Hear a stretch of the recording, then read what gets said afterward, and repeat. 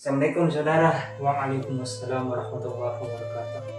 Oke teman-teman dimanapun kalian berada, perkenalkan saya Muhammad Farizal Azmi dan juga bersama saudara siapa? Ihsan Kamil. Ihsan Kamil.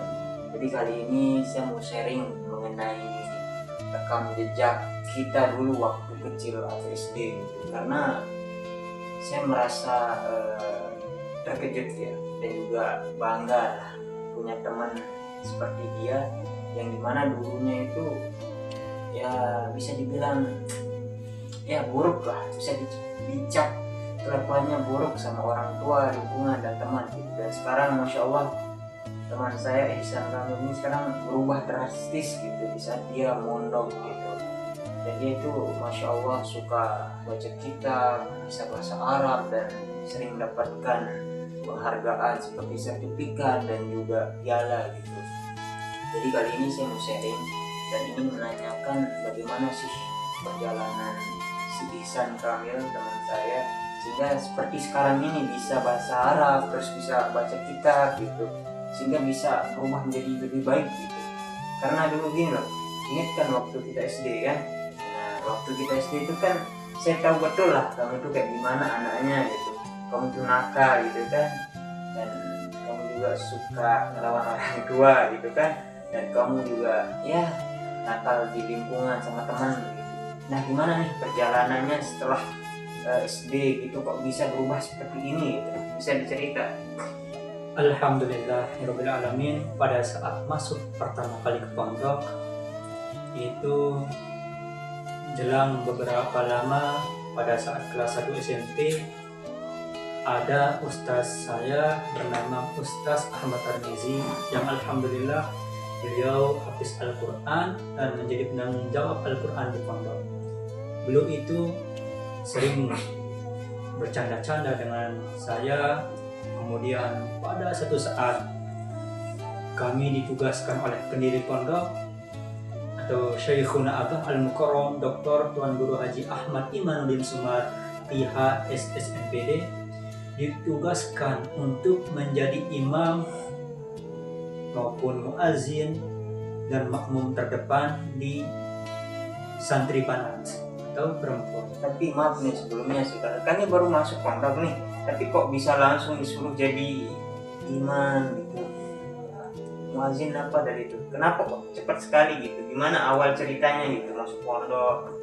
Nah sebelumnya saya akrab dengan teman yang mana dia ini disebut oleh pendiri pondok untuk dijadikan imam di santri banat, yang mana tatkala itu 2020 kericuhan karena gempa. Nah pada saat itu memang antara santri bani ataupun laki-laki dan santri banat ataupun perempuan dipisah, karena kita tahu yang namanya akhir zaman itu tidak sebagus zamannya Rasulullah SAW. Nah pada saat itu kita dipisah laki-laki dan perempuan, dan yang tadi itu saya, Ustaz Tarmizi dan lain sebagainya ditugaskan oleh pendiri pondok menjadi imam di sana. Nah setelah selesai sholat maupun wirid sholat, kami berdua, teman saya Muhammad Khairul Waizin dari Pancor, yang sekarang sedang melanjutkan studinya di Ma'had Pancor, kata beliau, Ihsan izin diceritakan. Cara beliau bercerita begini, kamu akan mendapatkan ini setelah kamu membaca ini. Memang betul. Nah apa yang beliau ucapkan memang terjadi. Kami itu dididik sekarang baca 10 ribu, bukan 10 ribu, yang penting 10 biasa, disuruh membaca sholawat 10 biasa. Nah lama kelamaan setelah 2 pekan atau 2 minggu kami ditanya oleh beliau, berkembang atau tidak? Berkembang, alhamdulillah. Mau nambah? Ya Ustaz, mau. Disuruh membaca 20. Nah terus lama kemudian ditanya, berkembang, alhamdulillah. disuruh nambah, mau nambah, oke sah, nambah 30 sampai 100. Nah setelah 100, nah baru beliau itu pas bertemu dengan saya ataupun teman saya masih istiqomah, alhamdulillah saya bilang masih. Tapi teman saya bilang putus Ustaz, langsung ditempeleng, bukan tempeleng keras tapi cuma negur saja, dan itu sebagai teguran. Nah alhamdulillah berkat itu luar biasa, gak ada yang bisa merubah suatu kaum kecuali dirinya sendiri, sementara diri kita akan berubah sesuai dengan amalan kita. Oke. Jadi kesimpulannya, di saat pertama masuk pondok tersebut itu terus dikasih suatu amalan oleh gurunya seperti halnya wirid gitu, terus saudara mengamalkannya, sehingga dengan sir atau bahasanya dengan hikmah wirid yang diamalkan itu yang membuahkan hasil pada diri saudara sehingga berubah menjadi lebih baik gitu. Alhamdulillah. Oke, berarti luar biasa ya wirid itu ya, masya Allah, tabarakallah.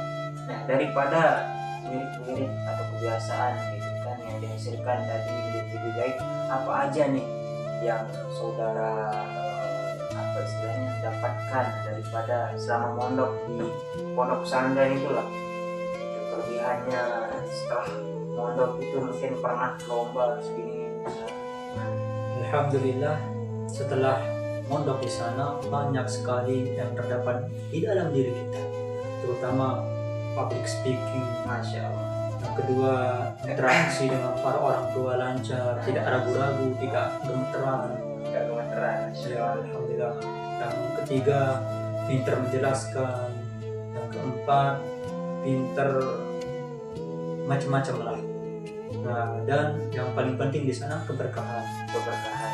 Masya Allah. Intinya berkahan. Jadi saya juga ini maaf sebelumnya saudara, karena kan saya ini dulu teman kamu SD dan kita suka bermain lah dulu kan waktu SD, dan saya tahu betul kamu gitu lah, yang dimana kamu itu jujurnya bukan untuk apa istilahnya untuk kita ambil hikmahnya gitu. Dulu saudara itu kan nakal banget, saya ingat betul, suka melawan orang tua gitu, suka berbohong di lingkungan ini jelek lah namanya di masyarakat karena nakal banget gitu lah.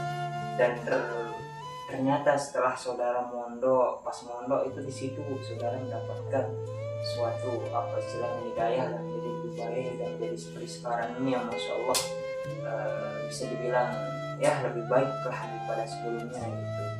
Nah jadi buat teman-teman dimanapun kalian berada, jadi kesimpulannya adalah senakal-nakalnya teman kita, seburuk-buruknya teman kita gitu, jangan pernah kita mengeces atau mengklaim masa depan teman kita itu akan buruk seterusnya gitu, karena masa depan itu nggak ada yang tahu terkecuali Allah Subhanahu Wa Taala. Mungkin ada teman kita sekarang ini mungkin dia itu suka judi, suka maksiat, suka perempuan ataupun suka mabuk-mabuk gitu. Tapi kita nggak tahu loh kedepannya 1, 2, 3 atau 10 tahun ke depan dia akan tetap seperti itu gitu. Karena hidayah itu kembali lagi ke hakikat kepada Allah. Jadi Allah itu kapan saja memberikan siapapun hidayah gitu. Jadi yang perlu digarisbawahi, jangan pernah gitu kan mengklaim teman kita yang buruk tadi itu bahwa masa depannya suram gitu. Intinya kita mendoakan lah, kalaupun ada teman kita yang kurang baik, suka berbuat dosa gitu, kita doakan biar dapat hidayah gitu. Dan ini adalah sebagai salah satu contoh dan bukti bahwa hidayah itu memang benar ada, dan buktinya sudah ada. Dialah orang yang dulunya ini maaf ya, dia itu nakal banget, tapi sekarang masya Allah dia itu cinta ilmu, suka selawat, berpikir gitu. Jadi seperti itulah kesimpulan pada sharing pada malam kali ini. Gimana saudara? Alhamdulillah. Jadi apa pesan-pesan buat teman gitu? Saudara-saudaraku dimanapun berada yang masih dibelenggu oleh kemaksiatan, usahakan jangan pernah berputus asa dari rahmat Allah Subhanahu wa Ta'ala, karena rahmat Allah Subhanahu wa Ta'ala sangatlah besar tanpa ada pengecualinya, kecuali setelah nyawa kita berada di ujung tanduk ataupun pada saat sakaratul maut tidak bisa diampuni dosa kita, tidak bisa diampuni dosa kita yang mana kita belum bertobat. Oke, jadi itu adalah pesan untuk kalian semua, khususnya kita lah, kita pribadi juga gitu, untuk senantiasa mengharapkan rahmat dan juga syafaatnya Rasulullah, untuk senantiasa berusaha menjadi yang lebih baik daripada sebelumnya. Karena pada hakikatnya manusia itu tempatnya salah dan dosa. Oke teman-teman, cukup sekian dan terima kasih, sampai berjumpa.